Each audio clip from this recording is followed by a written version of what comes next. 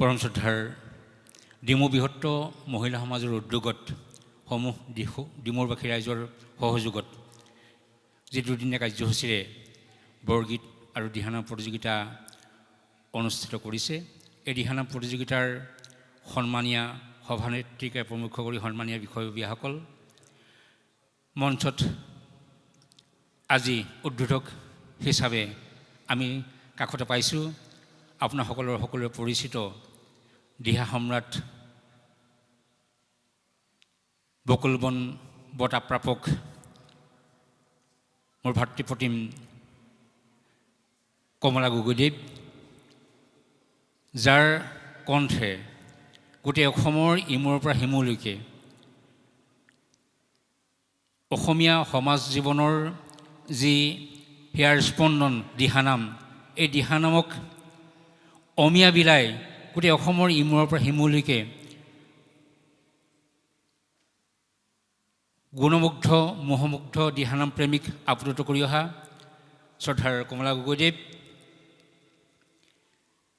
আমাৰ লগত বিচাৰকৰ আসন অলংকৃত কৰিবলৈ অহা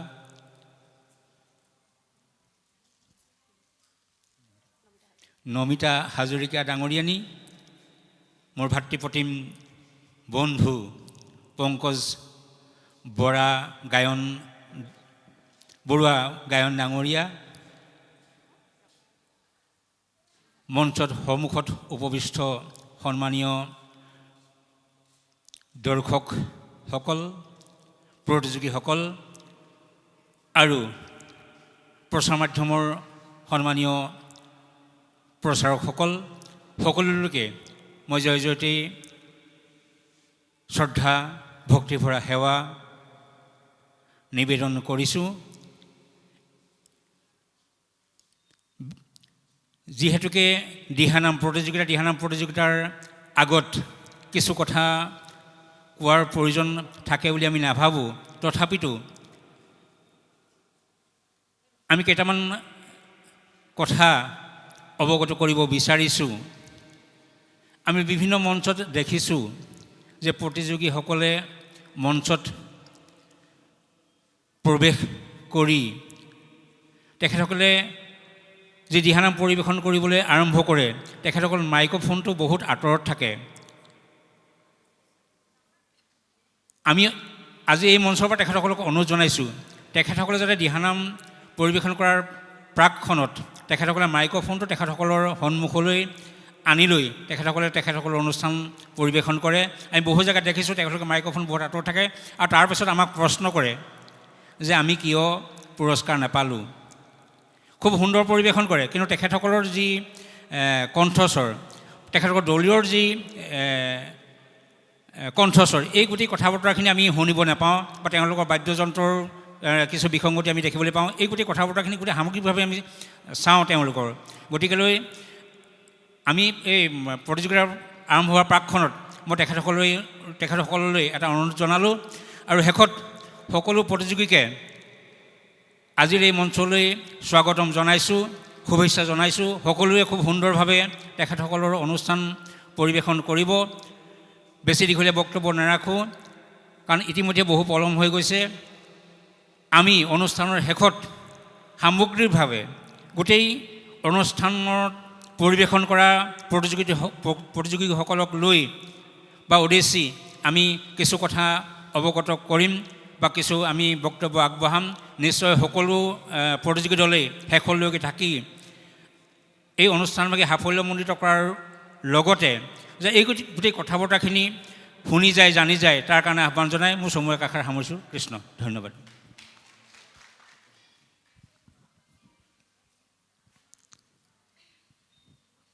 ত্ৰিভুৱন বন্দন দৈয়কী নন্দন জুহৰি মাৰ লোকংশ জগজন তাৰণ দেৱ নাৰায়ণ শংকৰ তাকিৰি অংশ।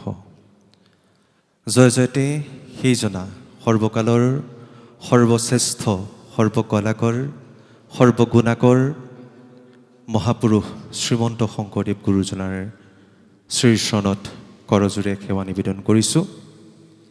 সেৱা জনাইছোঁ আজি সুধী সমাজৰ প্ৰত্যেকজন মান্যবৰলৈ।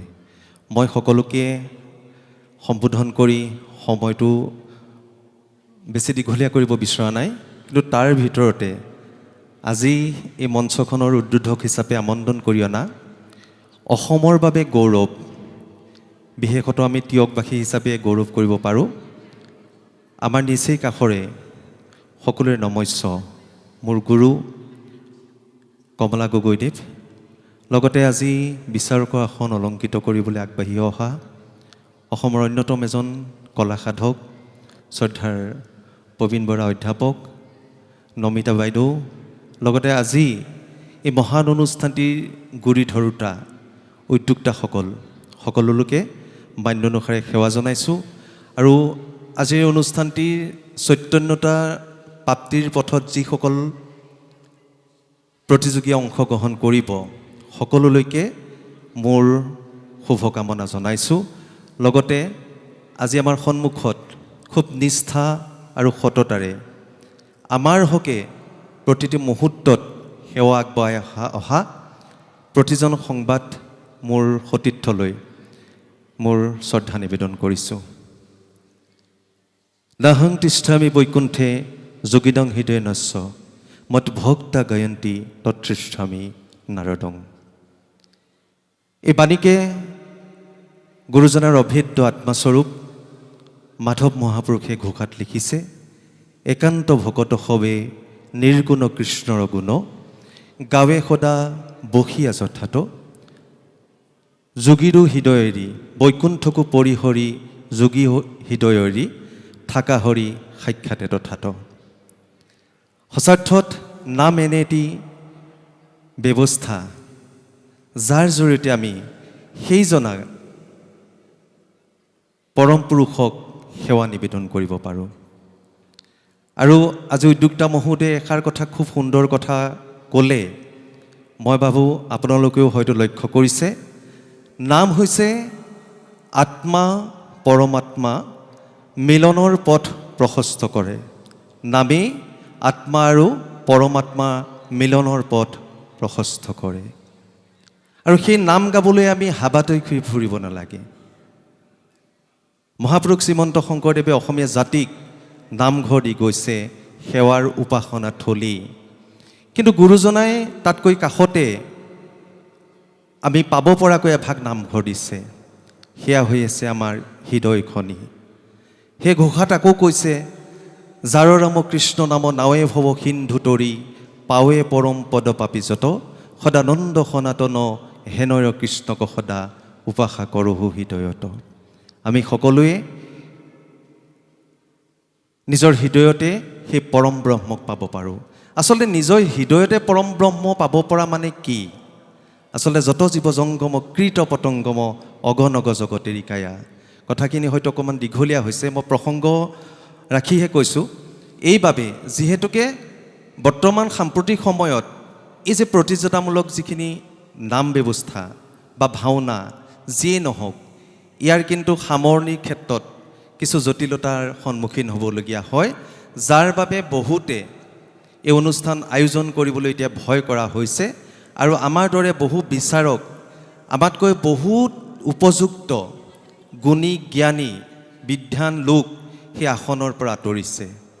তাৰ উদাহৰণ মোৰ কাষতে থকা আমাৰ গুৰু শ্ৰদ্ধাৰ দিহানামৰ অন্যতম এজন সম্ৰাট কমলা গগৈদেৱ, মুনীন বৰাদেৱ। এয়া একোটা মাত্ৰ উদাহৰণ। সেয়ে মই আপোনালোক সকলোকে এটা কথা বিনম্ৰভাৱে আহ্বান জনাব বিচাৰিছোঁ, নাম মানে হৈছে নিজকে সৰু কৰা। আমি যদি নিজকে বৰ বুলি ভাবোঁ, আমি যদি নিজকে সৰ্বজ্ঞ বুলি ভাবোঁ, তেতিয়াহ'লে কিন্তু নাম গোৱাৰ অৰ্থ নাথাকে। এইখিনিতে মই উদযাপন সমিতিক এটি কথা অৱগত কৰিব বিচাৰিছোঁ, সঁচাৰ্থত আমি নামক মূল্যায়নৰ মাধ্যমেৰে এটা বিচাৰ প্ৰক্ৰিয়াৰ আওতালৈ আনিব পৰা ক্ষমতা আমাৰ নাই। আমি এই জগতখনৰ এজন ছাত্ৰ বুলি সদায় ভাবি আহিছোঁ, আৰু সঁচাৰ্থত আমি এজন ছাত্ৰ। কেৱল মাত্ৰ আমি আনুষ্ঠানিকতাৰ খাতিৰত, কাৰোবাৰ আন্তৰিকতাৰ খাতিৰত আজি এই মঞ্চখনত আমি থিয় হৈছোঁ, এয়া সঁচা কথা। কিন্তু কেতিয়াও আমি নিজকে তেনেদৰে ভবা নাই মই জানো। সঁচাৰ্থত মই নেজানো, মই ফাঁকি দিয়া নাই, মই নেজানো। মই কেৱল আপোনালোকৰ পৰা শিকিবলৈ আহিছোঁ। আৰু মই এটা কথা জানো, আমাৰ সন্মুখত যিসকলে আজি আসন উপবিষ্ট কৰি আছে, আসন অলংকৃত কৰি আছে, তেওঁলোকে সৰ্বশ্ৰেষ্ঠ বিচাৰক। আৰু এটা কথা মই ভালকৈ জানো, সেয়া হৈছে যে যিসকল প্ৰতিযোগী দলে আজি ইয়াত অংশগ্ৰহণ কৰিবলৈ আহিছে, তেওঁলোকে নজনাকৈ ইয়ালৈ অহা নাই। তেওঁলোক সকলোৱে বিজ্ঞ, সকলোৱে অভিজ্ঞ। কিন্তু এটি কথা আছে, প্ৰতিযোগিতামূলক যিহেতুকে এটা ব্যৱস্থা, য'ত আজি আমি জানিব পৰা মতে 30টা দলে অংশগ্ৰহণ কৰিছে।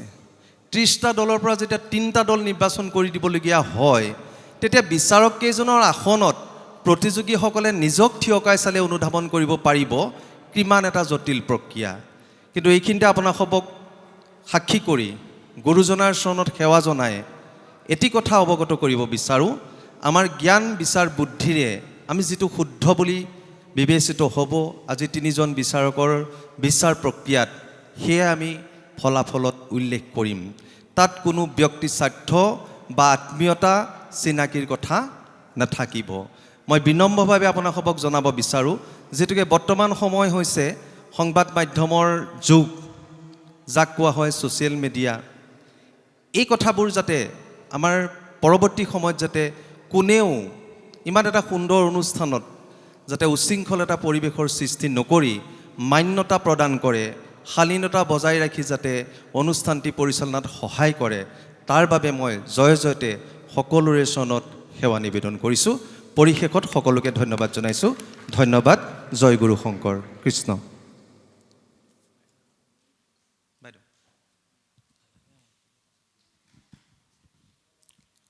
কৃষ্ণ।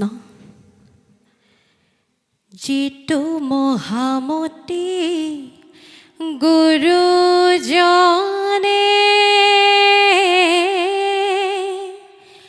হৰি ভক্তি পন্থ উপদেশ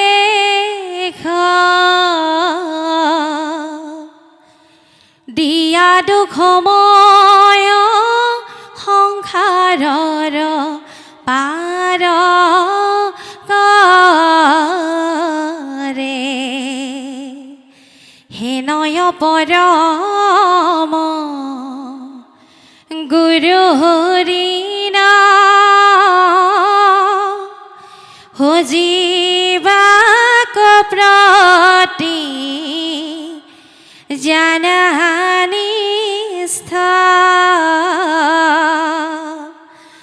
অন্যতয় উপায় নাহি অঞ্জলিত পৰে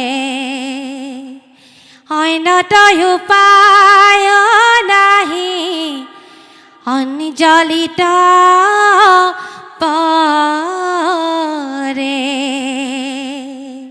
কৃষ্ণ। জয় গুৰু শংকৰ। ডিমৌ বৃহত্তৰ মহিলা সমাজৰ উদ্যোগত সমূহ ডিমৌবাসী ৰাইজৰ সহযোগত সদৌ অসম ভিত্তিত বৰগীত আৰু মুকলি দিহানাম প্ৰতিযোগিতা দুদিনীয়াকৈ অনুষ্ঠিত কৰা এই বিষ্ণুজ্যোতি প্ৰকল্পৰ এই সমন্বয়ৰ ক্ষেত্ৰত আজি সমবেত হোৱা সমূহ ভক্তপ্ৰাণ বাপ বান্ধৱ আই মাতৃ সমস্ত আৰু এই মঞ্চখনি উদ্বোধক হিচাপে আমন্ত্ৰণ কৰি অনা দিহা সম্ৰাট তথা মোৰ গুৰু মোৰ ভাতৃস্বৰূপ কমলা গগৈ ডাঙৰীয়া আৰু আজ এই দিহানাম প্ৰতিযোগিতাখনিত বিচাৰ কৰিবলৈ আমন্ত্ৰণ জনাই অনা তিয়কৰ পংকজ বৰুৱা ডাঙৰীয়া আৰু মোৰ পিতৃস্বৰূপ প্ৰবীণ বৰুৱা ডাঙৰীয়া, এইসকলৰ লগতে বিশেষকৈ আজি এই মঞ্চখনি তৈয়াৰ কৰি দিয়া এই ডিমৌৰ বৃহত্তৰ মহিলা সমাজৰ প্ৰতিগৰাকী মহিলা, সেইসকলক মোৰ অন্তৰ পৰা সেৱাৰ অঞ্জলি অৰ্পণ কৰিছোঁ। কিয়নো মহিলা কিয় মহিলা বুলি কোৱা হয়, মহিলাসকলক চাৰিবেৰৰ মাজৰ পৰা উলিয়াই আনি এই নাম গাবৰ পৰা ব্যৱস্থা কৰি দিছে নহয়নে বাৰু বহু ত্যাগ কষ্ট স্বীকাৰ কৰি আজি যিসকলে ইয়াত নাম গাবলৈ আহিব আৰু যিসকলে উদ্যোক্তা হিচাপে বহুত কায় কষ্ট ত্যাগ স্বীকাৰ কৰি আজি তেওঁলোকে এই মঞ্চখন তৈয়াৰ কৰি দিছে আটাইতকৈ ডাঙৰ কথা হৈছে ইয়াত আজি কি হ'ব এখন বৈকুণ্ঠপুৰীলৈ পৰিণত হ'ব ইয়াতে কীৰ্তন কৰিব আৰু আমি সকলোৱে শ্ৰৱণ কৰিম নহয় জানো যিহেতু মহিলা বুলি ক'লে নিজে মহান হৈ আনক মহান কৰি তোলাটোৱেই মহিলাৰ কৰ্তব্য সেয়েহে এইসকলক এই মহান মহিয়সী এই মহিলাসকলক সকলোৱে এটা হাত তালিৰে জোৰকৈ অভিবাদন জনাওক আৰু এটা কথা ভাল লাগিছে মোৰ বিশেষকৈ আমাৰ হাতত যিভাগী গ্ৰন্থ তুলি দিলে আমাৰ উদযাপন সমিতিৰে সভানেত্ৰী ডাঙৰীয়ানী লক্ষীমা ফুকন বাইদেউ তেখেতৰ কাৰণে মই বৰ বিশেষ নকওঁ আমাৰ সমল ব্যক্তি যি তিনিজন সমল ব্যক্তিয়ে যিখিনি বক্তব্য ৰাখি গ'ল সঁচাকৈয়ে আমাৰ কাৰণে বৰ প্ৰয়োজনীয় কথা এইবিলাক কথা আমি মনত ৰাখিব লাগিব হয় প্ৰকৃততে দিহানামত কি হ'ব লাগে কি নহ'ব কেনেকুৱা ধৰণৰ আচলতে আমাৰ দিহা সম্ৰাট কমলা গগৈ ডাঙৰীয়া তেখেতৰ নিচিনা এজন ব্যক্তিৰ আগত আমি কথা কোৱাটো তেনেই আমাৰ সীমিত জ্ঞান আমি ইমানখিনি অভিজ্ঞ নহয় একো নাজানো আমাৰ এজন বাপে কোৱাৰ দৰে যে আমি শিকিহে আছোঁ মৃত্যুৰ আগমুহূৰ্তলৈকে শিকি থাকিম আৰু প্ৰচাৰ মাধ্যমৰ সন্মুখতে থকা মোৰ দুজনমান দাদাও আছে আৰু এই সকলোকে মই শুভেচ্ছা জ্ঞাপন কৰিছোঁ আৰু অকণমান নাম এটা গুণগুণাই দিছোঁ সকলোৱে সহযোগ কৰিব আৰু দলসমূহকো আমি আন্তৰিক শুভেচ্ছা জ্ঞাপন কৰিছোঁ অকণমান নাম গায়ে আজি আমি মঞ্চৰ পৰা বিদ্যালয় আমাৰ দায়িত্ব পালন কৰিবলৈ আগবাঢ়িম এইখিনিত আপোনালোকে আশীৰ্বাদ কৰিব আৰু যিহেতু দিহানাম চাবৰ কাৰণে আমাক মাতিছে আমি কিন্তু বিচাৰক নহয় এইখিনি কথা আমি আপোনালোকক আগতীয়াকৈ অৱগত কৰিব লাগিব বিচাৰক এজনেই মাত্ৰ সেইজন হৈছে প্ৰভু ভগৱন্ত নহয়নে বাৰু সেইজনে বিচাৰ কৰিব কিন্তু আমি কিছুমান নীতি নিয়ম নিৰ্দেশাৱলী আমি চাম আৰু বাইদেউৰ কাৰণে বাইদেৱে যিহেতু আমাক উপহাৰ হিচাপে যিখনি কিতাপ আমাৰ হাতত তুলি দিছে সৰ্বগুণাকৰ সৰ্বগুণাকৰ গুৰু কৰুণা সাগৰ সকলোৱে গাব সৰ্বগুণাকৰ গুৰু কৰুণা সাগৰ ও গুৰু শ্ৰীমন্ত শংকৰ কীৰ্তন দশম গুণমালা গুৰুজনাৰ দান কলিৰ মনুষ্যক দিলা হৰি ভক্তি জ্ঞান আহামি নাম লওঁ ৰাম নামে হাৰ হৰি নামে হাৰ নামেহে কৰিব ঘূৰ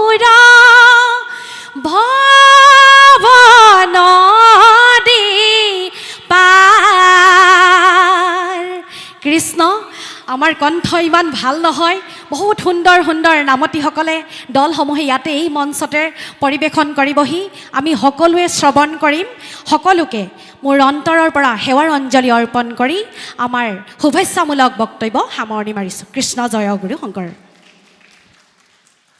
উদ্বোধক মহোদয়কে